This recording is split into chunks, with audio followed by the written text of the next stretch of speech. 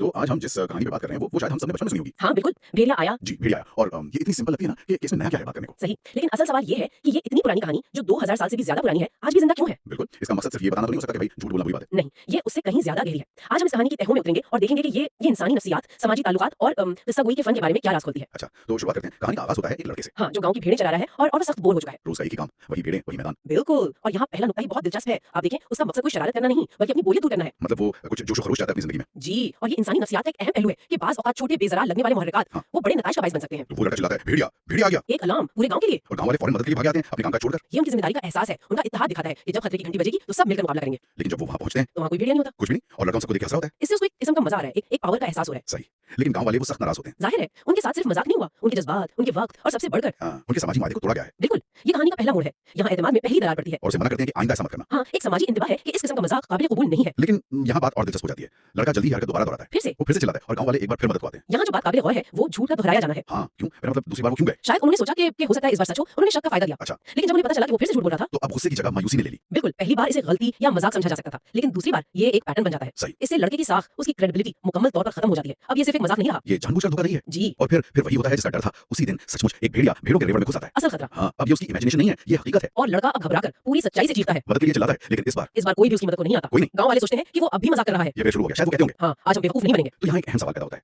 गाँव वालों ने उसकी मदद क्यों नहीं की? क्योंकि लड़के के अल्फाज की अब कोई कीमत नहीं रही थी। वो बेईमानी हो चुके थे। बिल्कुल, उसके माजी के अमल ने उसके हाल की सच्चाई को बेवजन कर दिया था। ये भरोसा टूटने का सीधा-सीधा नतीजा था। उसने अपने इमरजेंसी सिग्नल को इतना इस्तेमाल किया कि जब वाकई इमरजेंसी आई, तो वो सिग्नल बेकार हो चुका था। तो उसने जो झूठी कहानी बनाई थी, वो इतनी ताकतवर हो गई कि उसने असली कहानी को ही खा लिया। बहुत खूब कहा आपने। उसने एक ऐसी झूठी दास्तान, एक नैरेटिव कायम कर दी जिसने हकीकत को सामने आने ही नहीं दिया। फिर कहानी का अंजाम जो बहुत अफसोसनाक है। सूरज गुरूब होता है, लड़का वापस नहीं आता तो गाँव वालों को फिक्र होती है और वो उसे ढूंढने निकलते हैं। और वो उसे रोता हुआ पाते हैं। भेड़ों का पूरा रिवर तबाह हो चुका होता है। वो उन्हें बताता है कि सच में भेड़िया आया था और सब कुछ ले गया। और फिर कहानी का सबसे अहम हिस्सा आता है। हाँ, जब एक बूढ़ा आदमी आगे बढ़ता है, जी। वो आगे बढ़कर उसे तसल्ली देता है और वो अल्फाज कहता है जो इस कहानी का निचोड़ है। कोई भी झूठे पर एतबार नहीं करता, हम्म, चाहे वो सच्ची क्यों ना बुरा हो। और ये सिर्फ तसल्ली के अल्फाज नहीं है। नहीं, बिल्कुल नहीं। नहीं, ये जिंदगी का एक गहरा सबक है। जी। ये हमें बताते हैं कि एतमाद एक ऐसी चीज है जी। जो एक बार टूट जाए जी। तो उसे दोबारा हासिल करना तकरीबन नामुमकिन होता है। जी। जी। तो इस सब का क्या मतलब निकलता है?